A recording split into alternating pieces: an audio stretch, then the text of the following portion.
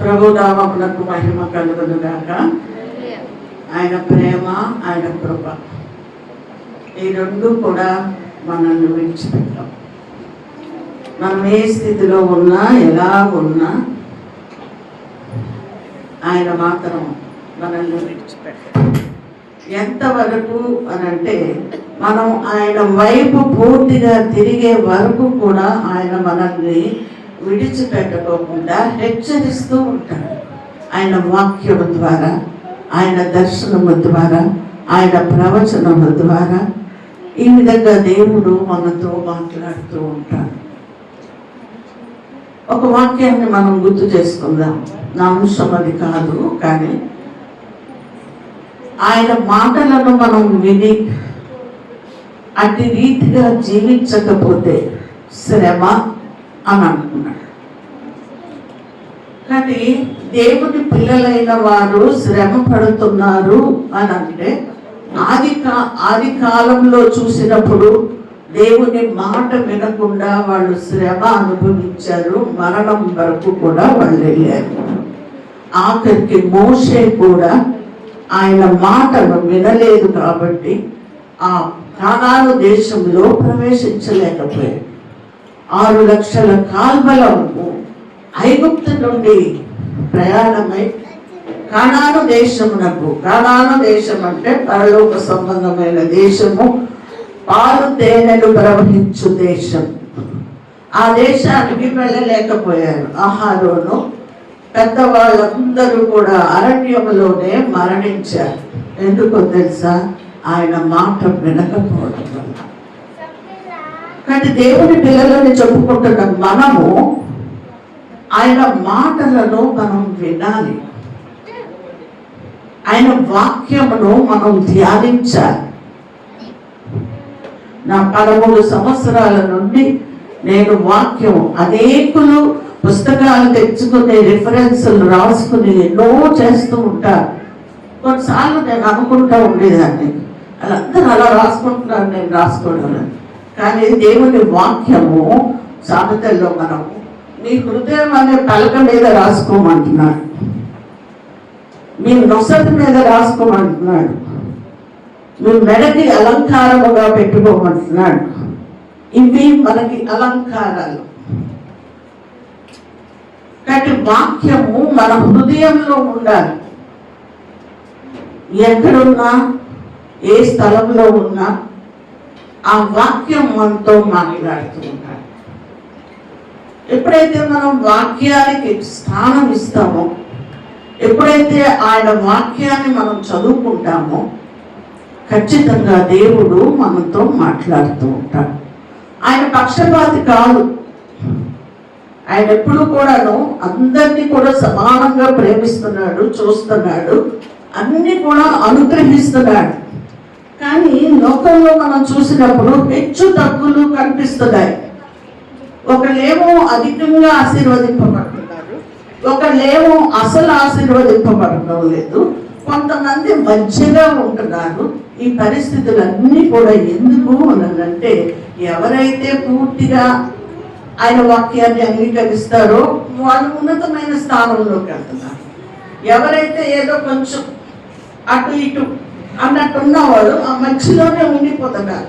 అసలు వాక్యాన్ని వినకోకుండా లోకంలో తిరగడం వల్ల కొంతమంది భ్రష్టత్వంలోకి వెళ్ళిపోతున్నారు. కానీ వాక్యము వినడం శ్రేష్టమైనది. ఈ వాక్యం ఇప్పుడు 7 కూడా దేవుని వాక్యాన్ని ప్రకటించారు. కాబట్టి అంటే నేను ఆత్మలో గమనించింది, వాక్యము తరచుగా చదవాలని వాళ్ళందరినీ కూడా హెచ్చరిస్తున్నాను. నేను 6 ప్రతి వారు కూడాను వాక్యాన్ని ప్రతి దినము కూడా మనము ఏం చేయాలి? ఆహారం ఎలాగైతే తింటున్నామో, ఉదయం తింటాం, మధ్యాహ్నం తింటాం, రాత్రి తింటాం, మధ్యలో స్నాక్స్ తింటాం. ఇన్ని విధాలుగా మన శరీరానికి ఆరోగ్యం కొరకు మనం ప్రయాసపడుతూ ఉంటాం. కానీ ఆత్మీయంగా మనం ఎదగడానికి ఏదో ఒకసారి ఎప్పుడో బుద్ధి పుట్టినప్పుడు, ఎందుకంటే సమయం లేదు అని అంటారు. సమయము తెచ్చుకోవాలి, సమయాన్ని మనం పాటించాలి. ఉదయం లేవగానే చీపురు పట్టుకుంటారు, కానీ ఉదయం లేవగానే వాక్యం పట్టుకోవాలి. వాక్యం చదివి చిన్న మాట, ఈ దినమంతా కూడా ఏంటంటే మమ్మల్ని కాపాడు, మా పనుల్లో నీవు ఉండు నాయన అని మనం అడిగినప్పుడు దేవుడు వాళ్ళన్నింటిలో కూడా సహాయం చేస్తాడు. ఒక సమయం వచ్చినప్పటికీ మోకరించి ప్రార్థించడానికి కూడా దేవుడు సమయం ఇస్తాడు. కాబట్టి మనం లోబడ్డాం, ముఖ్యంగా వాక్యానికి మనం లోబడాలి, మనం తగ్గించుకోవాలి వాక్యం దగ్గరికి వచ్చినప్పుడు. కాబట్టి వాక్యాన్ని ధ్యానించండి, ఆ వాక్యం మీతో ఏం మాట్లాడుతుందో గ్రహించండి. ఎందుకనంటే వాక్యం మాట్లాడుతూ ఉంటుంది, మనం వాక్యాన్ని ధ్యానించినప్పుడు వాక్యం మనతో మాట్లాడుతూ ఉంటారు. ఈ ఉదయకాలం అందరూ కూడా వాక్యం చెప్పారు. ఏమనంటే మన పాపముల గురించి ఆయన మరణించాడు అని. అంటే కేవలం పాపముల గురించి ఆయన మరణించాడా? చెప్పండి. పాపముల గురించి మరణించాడా? ఇంకొక విషయం ఏమన్నా ఉందా? మీరు ఎప్పుడన్నా గ్రహించారా? నేను ఇంతవరకు నేను కూడాను చదువుతున్నాను, వాక్యం ధ్యానిస్తున్నాను. కానీ ఈ రోజు దేవుడు నాకు ఒక అద్భుతమైన విషయాన్ని దేవుడు బయలుపరిచాడు. అదే మీ ముందు పెట్టాలని అనుకుంటున్నాను. దేవుడు మనిషిని సృష్టించడానికి కారణము మనుషులతో సహవాసం చేయడానికి, పాపం గురించి కాదు. ఆయన మరణించింది పాపం గురించి కాదు. తండ్రి అయిన యెహోవా పరిశుద్ధుడు, అతి పరిశుద్ధుడు. అతి పరిశుద్ధుడైన దేవుడు ఇద్దరు మనుషుల్ని చేశాడు. చేసినప్పుడు వాళ్ళను మహిమ కలిగిన వస్త్రముల చేత వాళ్ళని సృష్టించాడు. వాళ్ళకి సిగ్గు కానీ బిడియం కానీ ఏది లేదు. వారు ఏంటంటే నగ్నంగా ఉన్నామన్న సంగతి కూడా వాళ్ళకి తెలియదు. వాళ్ళు పరిశుద్ధంగా జీవిస్తున్నారు. దేవుడు ఎక్కడ, మనిషి ఎక్కడ? కానీ దేవుడు ఏంటంటే ప్రతిరోజు పై నుండి కిందకు వచ్చేవాడు. ఏదేను తోటలో ఆదాముని అవ్వని కూడా కలుసుకుని వాళ్ళు సాయంకాలం పూట ముచ్చటిస్తూ ఆయనతో కలిసి జీవించేవారు. కాబట్టి దేవుడికి కావలసినది ఏంటనంటే మనం ఆయనతో కలిసి ఉండాలని, ఆయన మనలో ఉండాలని, మనతో ఉండాలని, మనల్ని నడిపించాలని, మనల్ని ఆశీర్వదించాలని చెప్పాలని ఆయన ఉద్దేశం. ఆయన ఉద్దేశం అది. కానీ ఎప్పుడైతే ఆజ్ఞను అతిక్రమించి శాపాన్ని కొని తెచ్చుకున్నారో దేవుడు ఎంతో దుఃఖించాడు. కొన్ని వేల సంవత్సరాలు దేవుడు ఏంటంటే ఏ విధంగా నా బిడ్డలను తిరిగి నేను చేర్చుకోవాలి, నేను ఏ విధంగా, ఎందుకనంటే ఆయన పరిశుద్ధుడు కాబట్టి ఆయన ఎదుట మనం నిలవలేవు. ఎందుకంటే ఆయన ఇచ్చిన యోగ్యతను మనం పోగొట్టుకున్నాం ఆదాము అవ్వల వల్ల. కానీ ఇప్పుడు మళ్ళీ తిరిగి ఆయనతో కలిసి జీవించడానికి, ఆయన ఎదుట ధైర్యంగా నిలబడడానికి ఆయన యోగ్యత ఇవ్వాలని చెప్పనని ఆశపడుతున్నాడు. అంటే ఆ ఆశను ఎలాగ తెచ్చుకున్నాడంటే కుమారుడిగా వచ్చాడు, మనిషిగా వచ్చాడు. మనిషిగా వచ్చి ఆయన మరణించి, ఒకే ఇది కాదండి, ఆయన ఉద్దేశం ఒకటే కాదు. మన పాపాలు పాపాలు పాపాలు అనేవి దేవుడు మన పాపాలని క్షమిస్తూ ఉంటాడు, అవిధేయతను క్షమిస్తూ ఉంటాడు.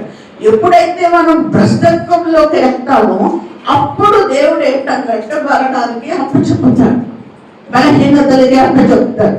అప్పుడు వరకు కూడా దేవుని యొక్క ప్రేమ మనల్ని హెచ్చరిస్తూ ఉంటాడు. కానీ దేవుడికి ఎంతసేపు కూడా ఆ పరలోకంలో ఉండాలన్న ఆశ కాదు. ఆ దేవుడికి ఎప్పుడు కూడా మనతో ఉండాలన్న ఆశ, మనతో మాట్లాడాలని, మనల్ని సంధించాలని. నువ్వు ఇలా చేసుకో, నువ్వు ఈ విధంగా ఉండు, నువ్వు ఈ విధంగా ఉండు అని చెప్పాలని దేవుడు వారికి చెప్తూ ఉంటాడు. దేవుని ఆత్మ మనల్ని హెచ్చరిస్తూ ఉంటుంది. కానీ ఎంతసేపు మనం మనుషులమైన మనము దేవుని వైపు చూడం, కానీ ఎంతసేపు లోకం వైపు మనం చూస్తూ ఉంటాం. కాబట్టి దేవుని యొక్క ఉనికిని మనము గ్రహించలేము. కాబట్టి మొదటిగా ఆయన మనతో సహవాసం చేయాలని ఆశపడుతున్నాడు. ఎంత సమయాన్ని దేవునికి కేటాయిస్తున్నాడు, ఎంత సమయము దేవుని సన్నిధిలో మోకరిస్తున్నాడు. సమయం లేదు అని చెప్పాలని అనడానికి వీలు లేదండి. ఎందుకంటే అనేక సందర్భాల్లో మనం సమయాన్ని వెచ్చిస్తూ ఉంటాము. ఎక్కడికన్నా వెళ్ళాలంటే వెళతాము, వస్తాము, అన్నీ చేసుకుంటాము. కానీ ప్రార్థన దగ్గరికి వచ్చేటప్పటికి మనం ఏంటంటే సమయం లేదు అని అంటాం. అది చాలా పాపం.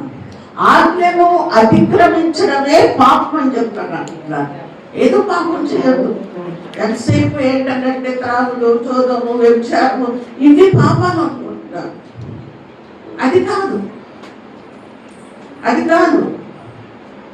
ఆయన మాటను వినకపోవడమే పాపం. ఆయన వాక్యాన్ని అశ్రద్ధ చేయడమే పాపం. ఆయన సన్నిధిని మనము ఆశపడకుండా ఈ లోకంలో మనం ఉంటున్నామే, అదే పాపం. దానివల్ల ఏముంటాయో తెలుసా? హృదయంలో అసూయ, ద్వేషము, కోపము, పంతము ఇవన్నీ వస్తుంటాయి అన్నమాట. ఎందుకు? హృదయంలో వాక్యానికి చోటు లేదు. కాబట్టి ఆదాము అవ్వల్ని దేవుడు ఏం చేశాడు? ఆయన సన్నిధి నుండి బయటికి తోసేశాడు.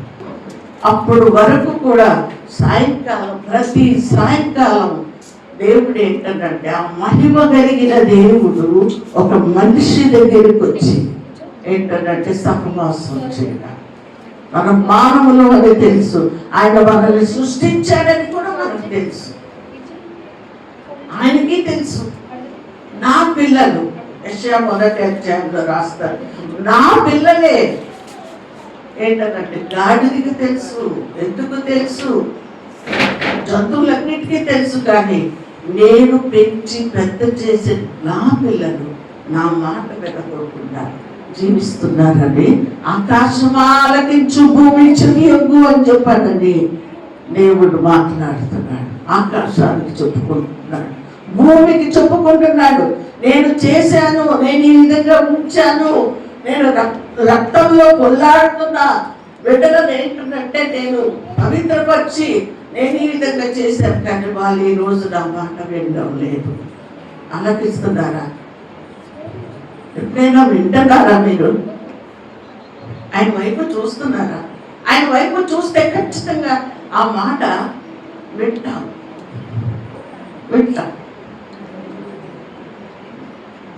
అంటే ఆజ్ఞ అతిక్రమం అన్నప్పుడు ఇంక ఇవన్నీ కూడా పాపంతో ఇది కాదు. కానీ దేవుడు ఏంటంటే మనల్ని తిరిగి ఆ ఏదేని తోటలో అంటే ఆ పరలోకంలో ఆయనతో కలిసి సహవాసం, పరలోకంలోనే కాదండి, పరలోకం అనేది చనిపోయిన తర్వాత.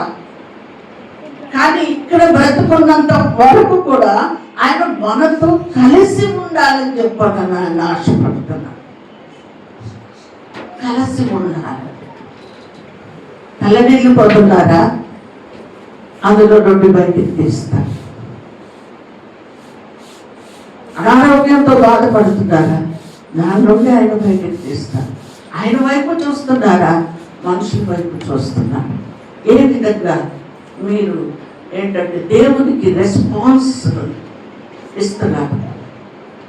ఎంతవరకు ఆయనకి జవాబు చెప్పు. నేను ఈ స్థితిలో ఉన్నాను, ఆయన నేను ఈ స్థితిలో ఉన్నాను, నేను లేవలేకపోతున్నాను, నన్ను నువ్వు నిలబెట్టుకోవడం నీవే కదా, నన్ను నిలబెట్టు. కాబట్టి తరాలు ఏంటంటే దేవుడు ఎలాగా అని చెప్పాడని ఆలోచించి దేవుడు తన కుమారుని పంపించాడు. ఎంతసేపు ఏంటంటే చనిపోయిన తర్వాత ఉండవలసిన ఏంటంటే పరలోకం గురించి ఆలోచిస్తూ ఉంటారు. కానీ బ్రతికినంత కాలము కూడా మనము ఏంటంటే దేవునితో అనుదినము సహవాసం చేసినప్పుడు ఆ పరలోకానికి వెళ్ళగలం. ఇక్కడ ఏంటంటే అటువంటి సహవాసం లేకపోకుండా ఏదో ఆదివారం శుక్రవారం రావాలి, పనులన్నీ తెప్పించుకుని పనులు అక్కడ పడేయాలి. టైం అంటే టైంకి వచ్చి కూర్చోవాలి. ఆ కొద్దిసేపు పనులు అన్నీ కూడా పక్కకు పెట్టి దేవుడి వైపు చూస్తున్నప్పుడు దేవుడు మన కుటుంబంలో ఉన్న ప్రతి అవసరతను ప్రతిది కూడా ఆయన తీరుస్తూ ఉంటాడు. కొన్నిసార్లు ఆలస్యం అవుతూ ఉంటాడు. నా జీవితంలో ఒక విషయం గురించి నేను ప్రార్థన చేసినప్పుడు ఆ వాక్యం ఉంది, నేను శీఘ్రంగా ఏంటంటే నీ అవసరతను తీరుస్తాడని చెప్పాను. శీఘ్రంగా అంటే ఎంత శీఘ్రంగా తీరుస్తాడేమో అనుకున్నాను నేను. కానీ తీరా చూస్తే ఆ ఆశ దేవుడు ఇంచుమించు 7-8 సంవత్సరాలు అయిపోయింది. దేవా నువ్వు చేస్తానన్నావు, త్వరగా చేస్తానన్నావు కదా, ఇంకా ఏంటి ఆలస్యం, ఇంకా ఏంటి, ఎప్పుడు నేను చూస్తాను నాయన అని చెప్పానంటే దేవుడు అడిగాడు. అవును నేను చేస్తాను, నాకు తగిన సమయంలో, నీ ఇష్టం కాదు, నీ ఇది ఆలోచన కాదు, నా ఇష్ట ప్రకారంగా నా చిత్త ప్రకారంగా నీ కార్యాన్ని నేను చేస్తాను అని చెప్పాను. దేవుడు నాతో మాట్లాడు. ఈ విధంగా ప్రతి విషయంలో కూడా దేవుడు నాతో మాట్లాడుతూ నన్ను నడిపిస్తూ ఇంతవరకు తీసుకుని వచ్చాడు. కానీ ఈ ఉదయ కాలం నుండి నేను వాక్యం వింటున్నంతసేపు కూడా నేను దేవుని సన్నిధిలో ధ్యానిస్తున్నాను. నేను పాపం ఒకటే కాదండి, ఆయన ఆజ్ఞను మనం అతిక్రమించడమే మెయిన్ పాపం.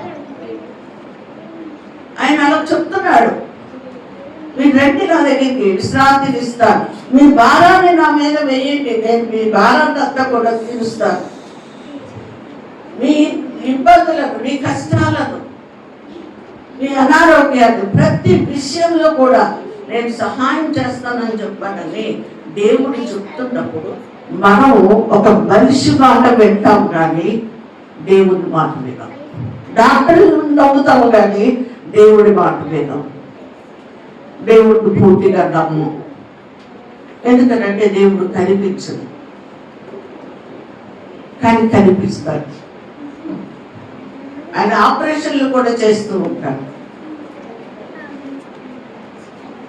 మనం నిద్రలో ఉన్నప్పుడు ఆయన ఏంటంటే వచ్చి ఆయన ఆపరేషన్లు చేసిన సంభవాలు కూడా ఉన్నాయి.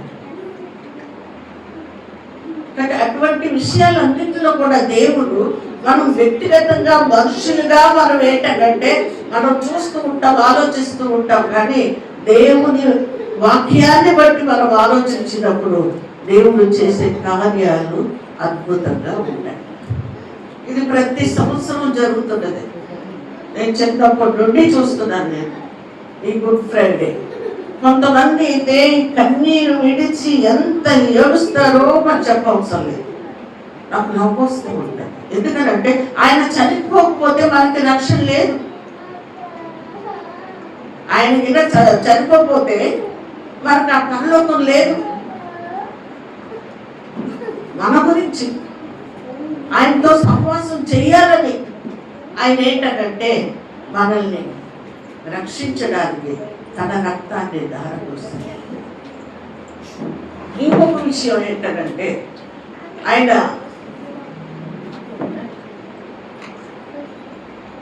ఎంతగా మనకు వేదన పడుతున్నాడు. మనం ఎంతసేపు మన వేదన చెప్పుకుంటూ ఉంటాం. ఎవరికైనా సరే నేను ఇంత కష్టపడుతున్నాను, ఇలా అవుతున్నాను, నేను ఇంత చేస్తున్నాను, నేను ప్రార్థన చేస్తున్నాను, అయినా సరే నా కష్టం నుండి నాకు విడుదల రావట్లేదు ఇలాగని చెప్పని మనం సహోదరులకి మనం చెప్పుకుంటూ ఉంటాం. కానీ మనను బట్టి ఆయన ఎంత దుఃఖపడుతున్నాడో అనేది ఎప్పుడైనా ఆలోచించారా? ఆయన గాయాన్ని మనం రేపుతున్నామని చెప్పనని ఎప్పుడైనా ఆలోచించారా? అప్పుడు ఎప్పుడో చేశారు, గాయం చంపేశారు 2000 సంవత్సరాల క్రితం. అది జ్ఞాపకం చేసుకుని మనం ఏంటంటే కొంతమంది సంతోషిస్తాం, కొంతమంది ఆయన చూసి ఏడుస్తూ ఉంటారు. అందుకనే అంటాడు, ఎప్పుడు చూసినా సిలువలో వేలాడిన ఆయనను గుర్తు చేసుకుని ఆ 7 మాటలే మనం జ్ఞాపకం చేసుకుంటాం. కానీ దానికి ముందు ఒక మాట ఆయన చెప్పారు. సిలువ మోస్తూ ఆ భయంకరమైన ఆ దారిలో ఆయన సిలువను తీసుకుని వస్తూ ఆయన అమ్మలారా నా గురించి మీరు ఏడవద్దు, మీ పిల్లల కోసం మీకోసం ఎందుకని అడగమన్నాడు? ఎందుకంటే రాబోయే కాలం ఒక రోజు ఉంది, యవనస్తులైన పిల్లలు ఏంటది యవనస్తులందరూ కూడా నాశనమయ్యే దినము ఒకటి ఉంది. కాబట్టి దాని గురించి అడవండి. నా గురించి ఎందుకు ఏడుస్తారు? నేను ఇష్టపూర్వకంగా పెడుతున్నాను. నా తండ్రి చిత్తాన్ని నేను నెరవేరుస్తున్నాను. నా తండ్రి దేనికైతే నన్ను పంపించాడో ఆ చిత్తాన్ని నేను నెరవేరుస్తున్నాను. మీరేంటంటే నేను ఎలాగైతే తండ్రి చిత్తాన్ని నెరవేరుస్తున్నానో మీరు కూడా నా చిత్తాన్ని నెరవేర్చాలని అంటున్నాడు. అవి ఎందుకు జ్ఞాపకం చేసుకోవడం లేదు? మన పిల్లల గురించి, మన భర్తల గురించి, మన బంధువుల గురించి, రక్షణ లేని వారి గురించి కన్నీరు కారుస్తున్నారా? అది ఎంత చెప్పినా సరే వెళ్ళండి, వృత్తినే వదిలిపెట్టేది. కానీ ఎంత కన్నీరు కారుస్తున్నారు ఒక వ్యక్తి గురించి మారాలన్నా, భర్త మారాలన్నా, పిల్లలు మారాలన్నా, ఎవరు మారాలన్నా సరే మనం మొక్కాలు వంచి, యేసు ప్రభు ఈ లోకంలో ఉన్నంత కాలం కూడా ఆయన చేసింది ఏంటి? 3.5 సంవత్సరాలు ఒంటరిగా వెళ్ళి మోకరించి దేవుని సన్నిధిలో ప్రార్థన పగలంతా మనుషులకు అందుబాటులో ఉండి సాయంకాలం అయ్యేటప్పటికి తండ్రి దగ్గరికి వెళ్ళి ఏం చెయ్యాలి, ఎలా చెయ్యాలని చెప్పాలని తండ్రితో మాట్లాడి మళ్ళీ తిరిగి ఆయన వచ్చేవాడు. మనం తండ్రితో మాట్లాడడం దేవానికి తెలుసు, పొద్దునంత శ్రమ అయిపోయింది, వాళ్ళన్నీ చేశాను కాబట్టి ఏంటంటే నన్ను క్షమించి నేను పడుకుంటాను, మీ దూరలంతా కూడా మా ఇంటి చుట్టూ పెట్టేసాయి, నేను మాత్రం హాయిగా పడుకుంటానని పడుకుంటాను. ఎంత శ్రమ పడుతున్నాము నేను ఆయన తెలియదా? మనుషులు నమ్ముతారు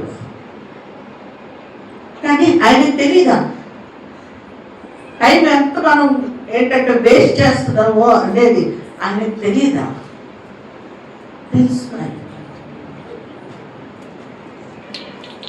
ఆయనకి తెలుసు, ప్రతీది కూడా తెలుసు, అంతరంగం కూడా ఆయనకి తెలుసు. అందుకనే హెచ్చరిస్తూ ఉంటాడు. కానీ దినాలు చూస్తూ ఉంటుంటే భయంకరమైన దినాలు, తల్లిదండ్రులకు విధేయత లేకపోకుండా భయంకరంగా తిరుగుతున్నారు. అంటాడు మరణం అంట కిటికీలో పొంచి ఉంటుంది, ఆ దినాలు వస్తున్నాయి ఆయన రాకడకు ముందు.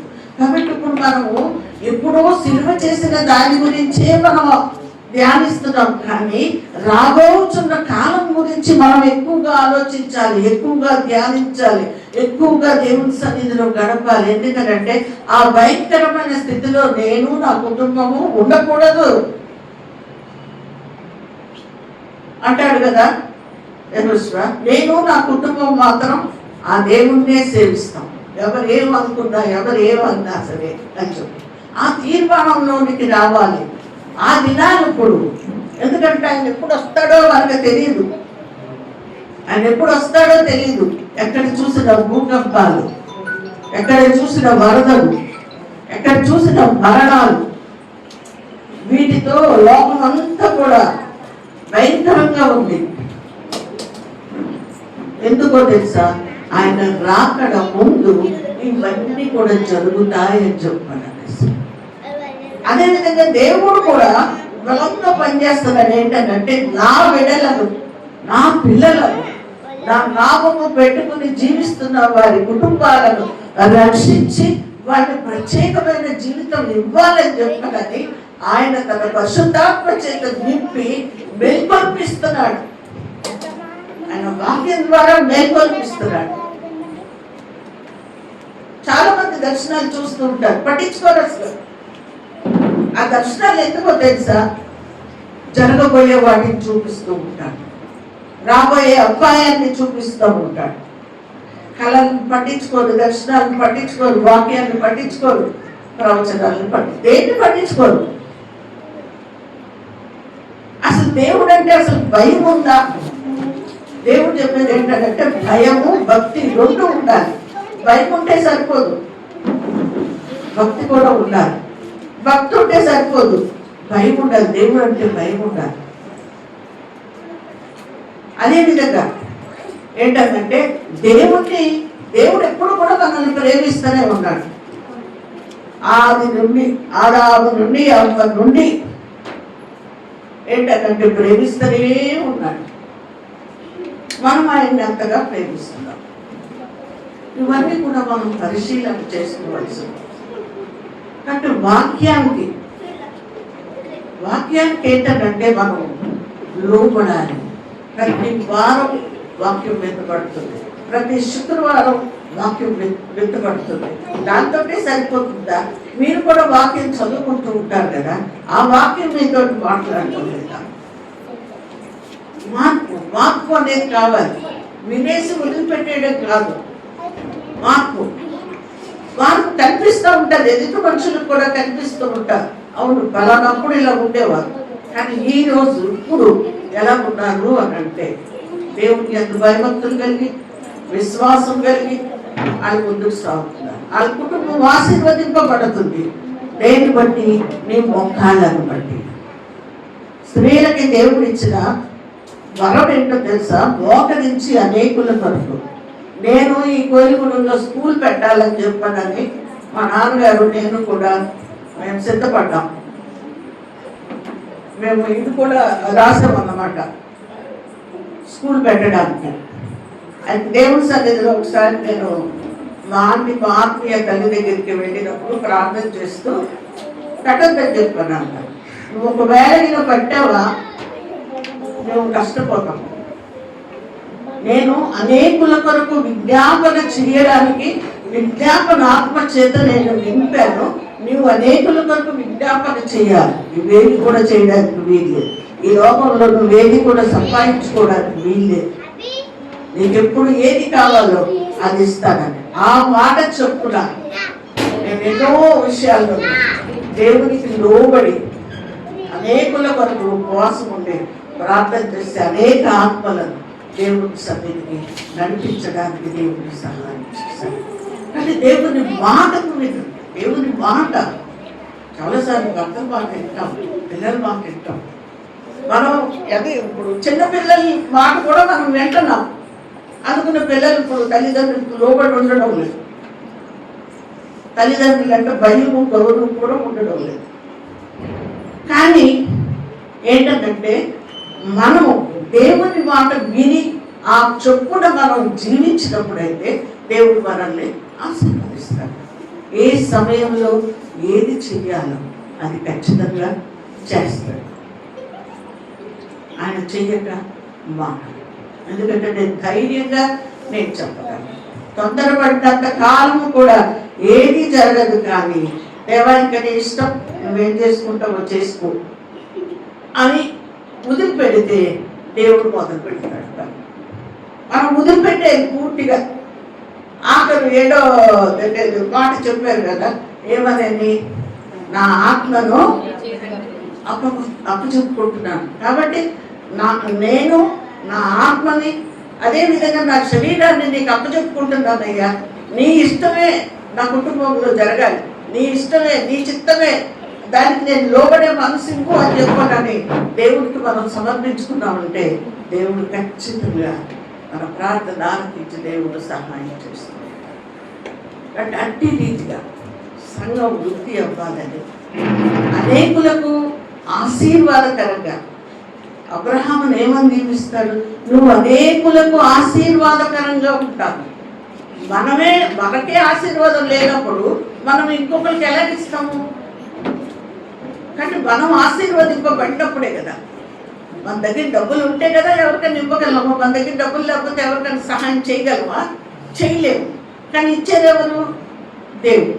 మనం కష్టపడతాం, కష్టార్జితం, కానీ ఆ కష్టార్జితాన్ని కూడా అనుభవించేది దేవుడే. అందుకని 73వ కీర్తనలో అంటాడు, నిశ్చయముగా నీవు నీ కష్టార్జితాన్ని అనుభవిస్తావు అన్నది. అంటే మన కష్టార్జితం అనుభవించాలి అని అంటే యథార్థంగా ఆయనను సేవించాలి. యథార్థంగా ఆయనను సేవించాలి. యథార్థంగా ఆయన ఎదుట మనం నిలబడాలి. మన బలహీనతలు, మన తప్పులు, మన సమస్తాన్ని కూడా మనం కూడా ఏంటంటే దేవుడు ఎలాగైతే మనతో సహవాసం చెయ్యాలని ఆశపడుతున్నాడో ఆయన పొద్దున్న నుండి సాయంకాలం వరకు కూడా ఆ చేతులు చాపుకునే ఉంటాడు, ఆ చెవులు ఇలా భూమి పైకి పెట్టే ఉంటాడు. ఎవరు ప్రార్థన చేస్తారా, ఎవరు సహాయం అడుగుతారా అని చెప్తారు. లేదు, పరిగెడుతో మనం కంగారు అయిపోయి అక్కడికి పరిగెత్తి ఆఖరిలోకి వస్తామన్నమాట. అక్కడికి ఆఖరిలో ఇంకెందుకు పనికిరాదన్న పరిస్థితి వస్తుంది చూడండి. ఆ స్థితిలో ఉన్నప్పుడు అప్పుడు దేవుడు కావాలనిపిస్తారు. కాదండి, మనం నిజంగా ఈ లోకంలో ఆయన ఏమంటున్నాడు, పరమందు ఆశీర్వదిస్తానన్నాడు, భూమి మీద కూడా ఆశీర్వదిస్తాడు. కాబట్టి మనకి 2 ఆశీర్వాదాలు ఉన్నాయి. పరలోకంలోనూ ఉంది మన ఆశీర్వాదం, ఇక్కడ కూడా మనకి ఆశీర్వాదం.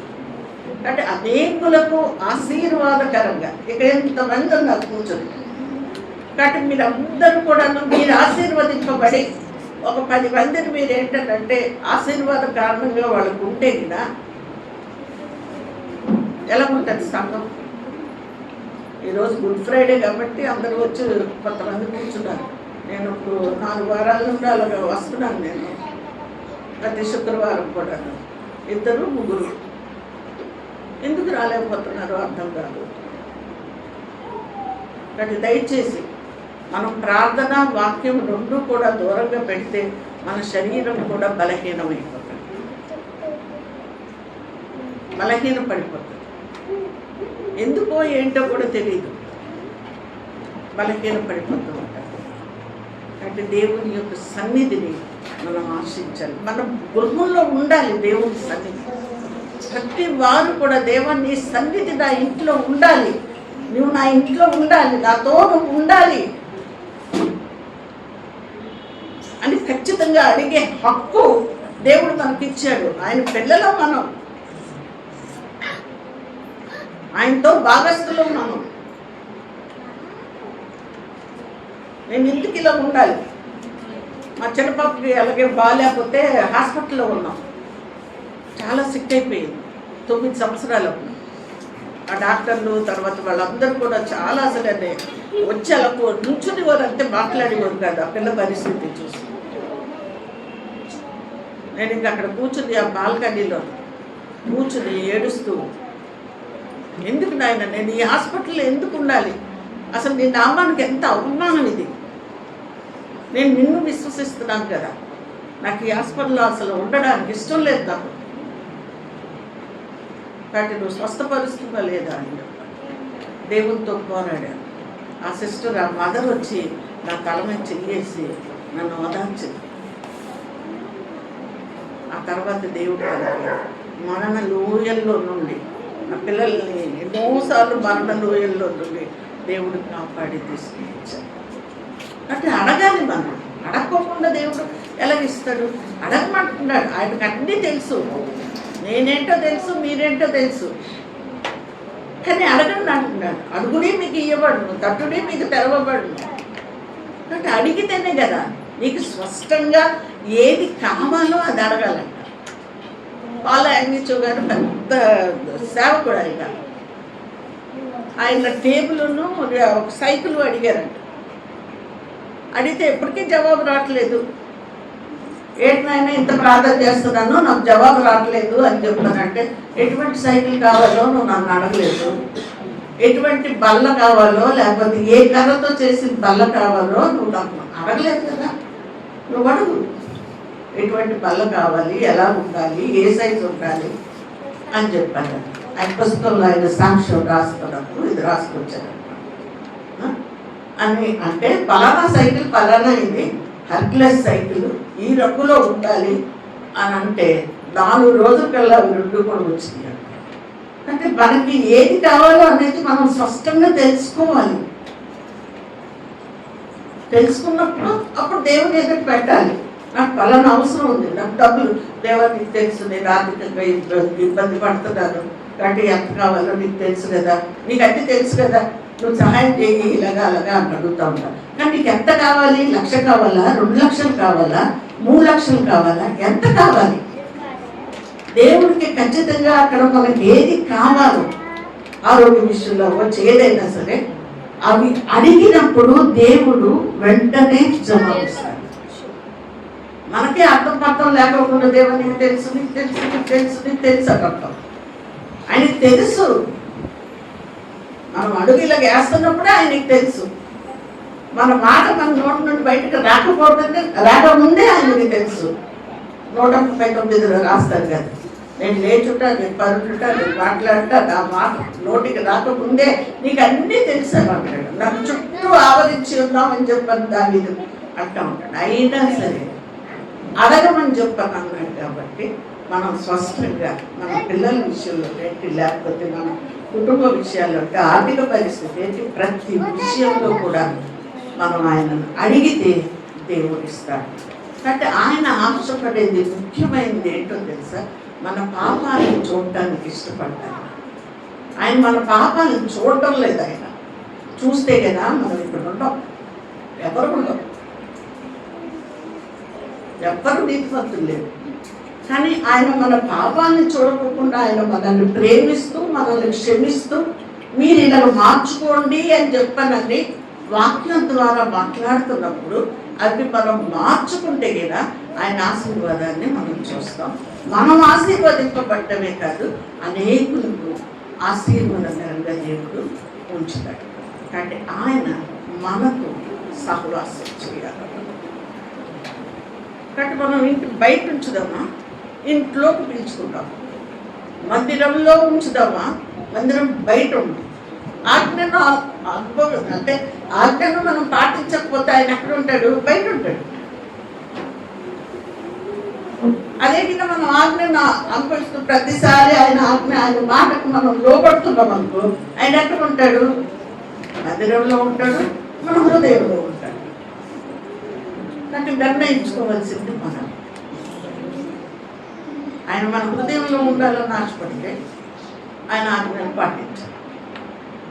కానీ ప్రతి సంవత్సరం ఇదొక అంటే ఆచారమును అలవాటు అయిపోయింది. మరి ఎలాగ 40 రోజులు ఇది సిలువకు ముందు అని చెప్పనండి ఆచరిస్తున్నారో నాకైతే తెలియదు. కానీ యేసు ప్రభు ఏంటంటే సిలువకు ముందు ఆయన 40 days ఉపవాసం లేదు.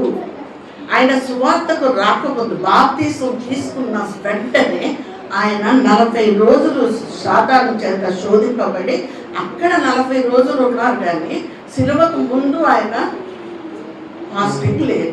మరి ఈ ఆచారము ఇది ఎలా వచ్చిందో మాత్రం నాకు తెలియదు. కానీ నాకు మాత్రం దేవుడు నాకు స్పష్టంగా అది కాదు ఇది అని నాకు దేవుడు బయలుపరిచాను. నేను అనుకునే నేను ఎప్పుడు ఈ గుడ్ ఫ్రైడే ఇవన్నీ కూడా ఆచరించాను. కానీ దేవుడిని ఆరాధించుకోవాలి. ఆ రోజు ప్రతి శుక్రవారం మనం ఎలాగైతే ఆరాధిస్తామో ఆ విధంగా ఆరాధించుకోవాలని చెప్తాను. నేను అట్టి రీతిగా నేను విశ్వసిస్తాను. ఆయన సిలువ వేయబడ్డాడు మన కోసం, మనల్ని ఆ పరలోకాన్ని తీసుకెళ్ళడానికి, మనతో సహవాసం చేయడానికి. కాబట్టి అట్టి రీతిగా ఏంటంటే దేవుడు మనం వ్యక్తిగతంగా మనం 10 రోజులు ఉండొచ్చు, 40 రోజులు ఉండొచ్చు, తర్వాత 50 రోజులు ఉండొచ్చు, ఎలాగనుకుంటే అలాగా. నేను తరచు నేను 40 రోజులు, 21 రోజు, 11 రోజులు, 7 రోజులు, ప్రతి సంవత్సరం కూడా మొత్తం అంతా అంటే చాలా మటుకు ఉపవాసాలతో నా జీవితం అంతా కూడా చాలా మటుకు గడిచింది. ఎందుకనంటే అనేకులకు తెలిసిన వాళ్ళు కానీ తెలియని వాళ్ళు కానీ ఎవరికి కూడా ఏంటంటే ఎవరో తెలియదు. కానీ దేవుడు నాకు బయలుపరిచి వాళ్ళ గురించి బోధించడానికి, వాళ్ళ గురించి విజ్ఞాపన చేయడానికి దేవుడు ఆపుకున్నాను. గంటలు తరబడి దేవుడి సన్నిధిలో నేను కూర్చున్నాను. దేవుడు నాకు అట్టి రీతిగా నన్ను నడిపించుకొచ్చాను. నన్ను నడిపించిన దేవుడు మిమ్మల్ని కూడా అట్టి రీతిగా నడిపిస్తాడని ఆశపడుతూ నా జీవితంలో కొన్ని జరిగినవి కూడా మీకు మీ ఎదుట పెడతాను. కానీ దేవుడికి కావలసింది మనతో సహవాసం చేయడం. మనతో సహవాసం ఆయన చెయ్యాలి అని అంటే మనలో ఈ లోక సంబంధమైన వాటన్నింటినీ కూడా మనం దూరం చేసుకోవాలి. దేవునికి ఇష్టంగా బ్రతకాలి. అనేకులకు సాక్షిగా మనం ఉండాలి. అట్టి రీతిగా మనందరినీ కూడా దేవుడు నడిపించి మనల్ని ఆశీర్వదించి అనేకులకు ఆశీర్వాదకరంగా ఉంచును. ఆమేన్.